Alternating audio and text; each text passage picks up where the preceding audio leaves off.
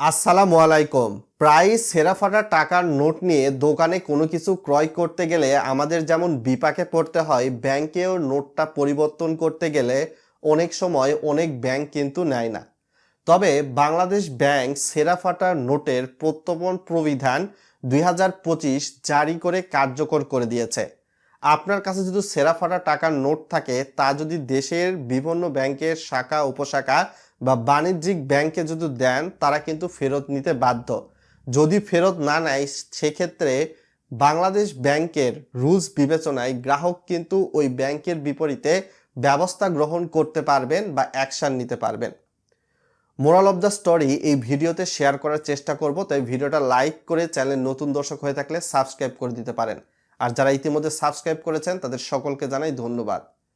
বাংলাদেশ ব্যাংকের নতুন নোট পরিবর্তন বা বিনিময় মূল্য হিসাবে দেখা যাচ্ছে যে কোনো একটা নোটে 90% যদি ঠিক থাকে, বাকি 10% যদি ক্ষতিগ্রস্ত হয়, সেক্ষেত্রে সঙ্গে সঙ্গেই গ্রাহকরা কিন্তু বাংলাদেশের যে কোনো ব্যাংকের, দেশে যেহেতু এই মুহূর্তে 61টার মতো ব্যাংক রয়েছে, 61টির ব্যাংকের যে কোনো শাখা উপশাখা বা বাণিজ্যিক শাখায় জমা দিয়ে সঙ্গে সঙ্গে মূল টাকা কিন্তু নিতে পারবে।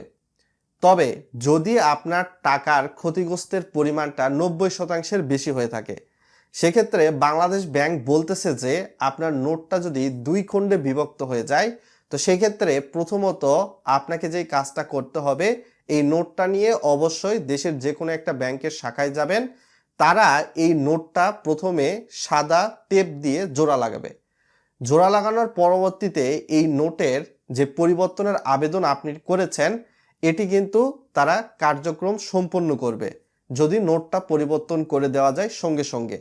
যদি নোটটা পরিবর্তন সঙ্গে সঙ্গে করে দেওয়া না যায়, আপনি যে ছেঁড়া-ফাটা টাকার নোটটা পরিবর্তন করেছেন, এই আবেদনটা ওই ব্যাংকটি তাদের হেড অফিসে, অর্থাৎ ঢাকায় যে ব্যাংকপাড়া মতিঝিল অফিসে তাদের মেন শাখা রয়েছে, সেখানে পাঠাবে।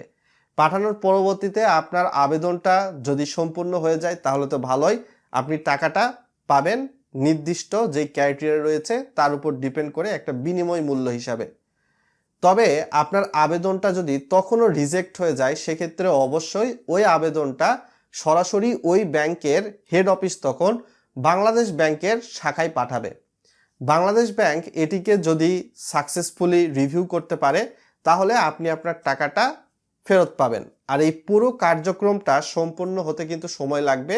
মোটা দাগে বাংলাদেশ ব্যাংক বলতেছে 8 সপ্তাহ, যেটাকে সরাসরি দিনের কথায় যদি বলেন তাহলে 60 দিন বা 2 মাসের মতো আপনাকে সময় ওয়েট করতে হবে ছেঁড়া-ফাটা নোট পরিবর্তন করতে গেলে।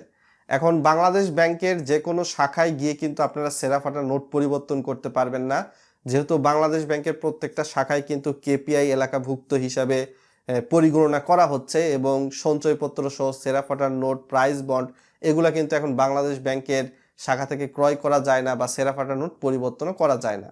আর কোনো কারণে ব্যাংক যদি এই নোটটা নিতে না চায়, সেক্ষেত্রে অবশ্যই বাংলাদেশ ব্যাংকের যে মেল অ্যাড্রেসটা রয়েছে এবং ফোন নাম্বার স্ক্রিনে দেখতে পাচ্ছেন, টোল ফ্রি নাম্বার, এখানে ফোন দিয়ে ওই ব্যাংকের ওই শাখার বিপরীতে আপনারা অভিযোগ করতে পারবেন।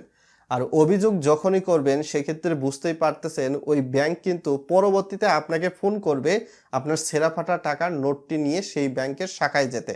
তার পরবর্তীতে আপনি অবশ্যই একটা প্রতিকার কিন্তু পেয়ে যাবেন। তো দেখা যাক আসলে বাংলাদেশ ব্যাংকের এই যে নিয়মটা, এটা আসলে দেশের অন্যান্য ব্যাংক মানে কি মানে না, সময় বলে দিবে।